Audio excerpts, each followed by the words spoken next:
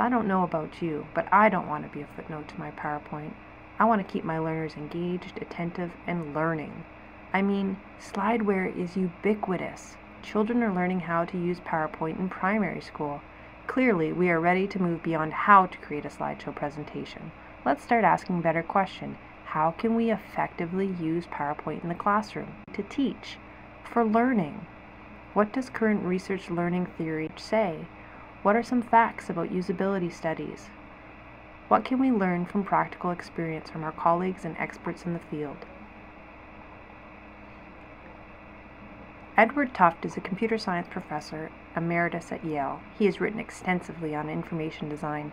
His essay, The Cognitive Style of PowerPoint, laments the smarmy, incoherent graphs, the encoded legends, the meaningless color, the logo-type branding. He is famous for the quote, "Power corrupts. PowerPoint corrupts absolutely."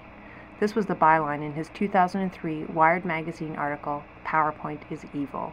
On Tufte's website, aptly called edwardtufte.com, you can find a damning article called "PowerPoint Does Rocket Science and Better Techniques for Technical Reports." Apparently, all NASA engineering reports are presented in PowerPoint. He shows, to our horror, how a bureaucracy of bullets and a reductionist text led to the obfuscation of potential problems. Tufte also references Peter Norvig, Director of Research at Google. Peter Norvig was responsible at one time for NASA's Remote Agent and Mars exploration rovers. During his time working with NASA, he realized how terrible SlideWare can be in the role of communication.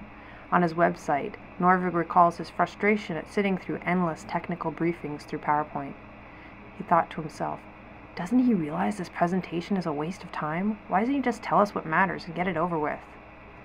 He then imagined what Abe Lincoln might have done if he had used PowerPoint rather than the power of oratory at Gettysburg. I encourage you to go to the website to see the slideshow in its ironic entirety. I think his most brilliant moment was when he had the idea of turning 7 years ago into a gratuitous graph. 7 years ago. Or this slide. But in a larger sense, we cannot dedicate, we cannot consecrate, we cannot hallow this ground. Unnecessary hierarchy can kill the narrative.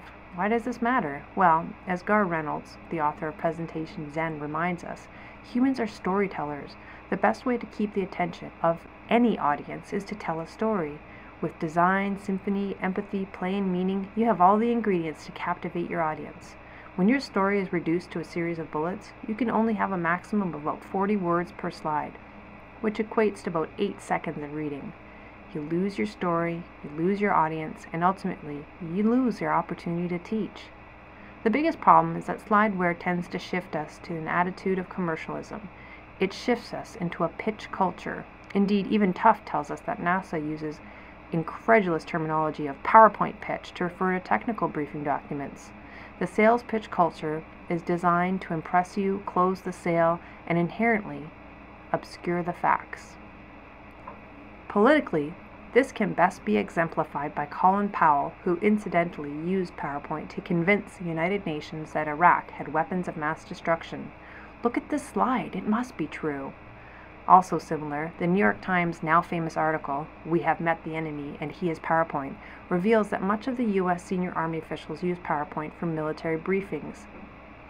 The New York Times quotes a general indicating that this is problematic because it stifles discussion, critical thinking, and thoughtful decision-making. If that's what it does in the military, imagine what it does in the classroom. Interconnected issues become rigid bullet lists, and this can create an illusion of understanding. And simply put, some issues and concepts are not bulletizable, and cannot be condensed into one graphic slide. Take this spaghetti graphic, for example. The general responsible is quoted as having said, "When we understand this slide, we have won the war." So clearly we cannot look to military or business for insight on how to effectively use PowerPoint to teach.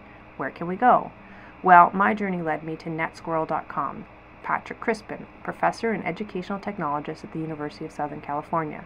Patrick's website material is released under Creative Commons share alike. Much of the research here is from his extensive resources. I'll talk a bit more about Creative Commons later, as it is quite relevant when working with content. But for now, let's focus on Patrick Crispin's work. My favorite resource is entitled, "Now That I Know PowerPoint, How Can I Use It to Teach?" Crispin points out that students perceive professors who use SlideWare as being more organized, but he asks the essential question, does perception equal reality? He says research shows there is no significant difference between students learning from slides compared to students learning without slides. In some cases, on fact-based tests, students do 10% worse when the slides contain extraneous bells and whistles, graphics, animations, music, transitions. Crispin explains this is due to interference. So back up. Did I just say that graphics cause interference? I mean, I can understand that starburst wipes and musical interludes can be distracting, but images? I mean, a picture is worth 1,000 words. We can tell inherently human stories with pictures. Images evoke emotion. How can an image be distracting? Well, Crispin points us to Meyer's theory of multimedia learning for explanation. Students place relevant words into auditory working memory and relevant images into visual working memory. Students then organize information separately in auditory and visual memory and finally integrate these representations with prior knowledge. The problem is that on-screen text is processed in visual memory as well as images, so they're competing channels. Graphics enhance a presentation to be sure, but apparently these graphics yield a small measurable gain. The real problem is that unrelated graphics can actually have a negative effect. They drown out what you are trying to say, especially if you have text and images up on the slide at the same time. So if you must use pictures, make sure they are relevant. Use pictures to teach. You should use text-only slides if you plan on using a lot of lower-level learning in your assessments, tests or quizzes that require extensive memorization of dates and facts, where you want your learners to reproduce material verbatim, and where spelling and facts are especially important. Then you should use text-only slides.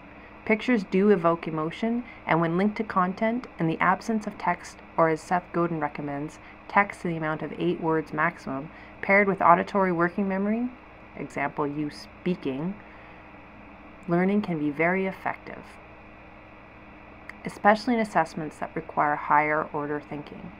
Crispin does concede that when materials are more complicated or when they are first introduced, in the cases of diagrams especially, both the graphic and text on screen can be beneficial. Of course, teaching does not occur in a vacuum and can only be considered useful in the context of learning.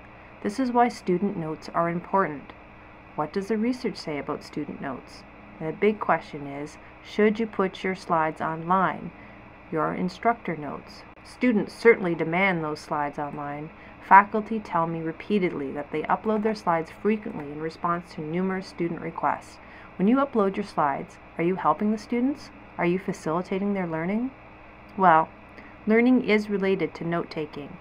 The act of taking notes aids retention. Unfortunately, it seems that students are missing the most important points when taking notes. Even the best note-takers are missing 3/4 of the concepts in their notes. That means they're only getting 25% of your lecture. More concerning, it seems that first-year students are only getting 11% of essential content. However, retention is higher when students study their own notes. The problem is that they are retaining the wrong points, missing key points to write down. Research shows that facts-based tests, students who only review the instructor notes do better. Alarmingly, students will do better yet if they don't even show up and just review the instructor notes.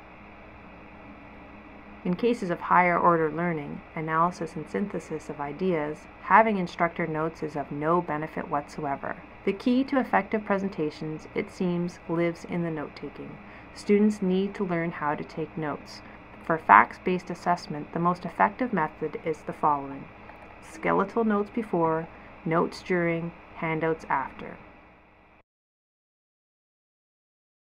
What's that, you ask? Well, it's just an outline of the key topics you're going to discuss. This can also serve the purpose of helping you organize your lecture.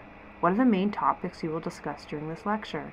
You can be creative. You don't have to use a PowerPoint outline to create this. You could use a graphic organizer. In fact, some research has shown that using a graphic organizer to show relation between topics aids in learning and retention. Just remember to leave enough white space for students to write their own notes. Bear in mind that there is a positive correlation between white space and notes taken, so the more white space you leave, the more notes they will take. This method fosters retention and teaches students to take their own notes to improve recall. So what about design? What about fonts? Screen fonts versus print fonts. Is there a difference? Reading speed and accuracy is statistically non-significant between screen fonts and print fonts. People think that sans serif are easier to read, and they think that serif is easier to read on paper. Patrick Crispin suggests that you should just use sans serif for the screen and serif for print because people think it looks better and that it's easier to read, and therefore it will make them happier. As a side note, never ever use Comic Sans. It is never recommended to use Comic Sans unless your audience is 4 years old. Research finds that dark text on a light background is best. That's green on yellow, or black on white. A little technical note aside, this presentation is available to you under Creative Commons license, which means you can reuse and modify this work provided that you use it for non-commercial purposes and you provide attribution and share alike. That is, you also release any derivative work under Creative Commons. Creative Commons licensed work is immensely useful to content creators because it allows us to share on the outset.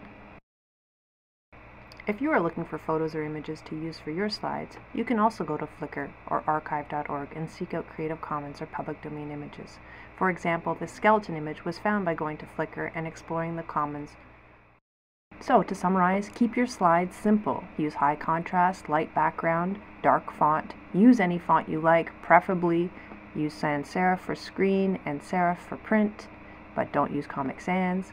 Provide your layout in advance with all the topics you plan on covering, leave white space for notes, write out any difficult terminology, and then you will be a better teacher, you will aid learning, and you will not be a narrator, and you will not be a footnote.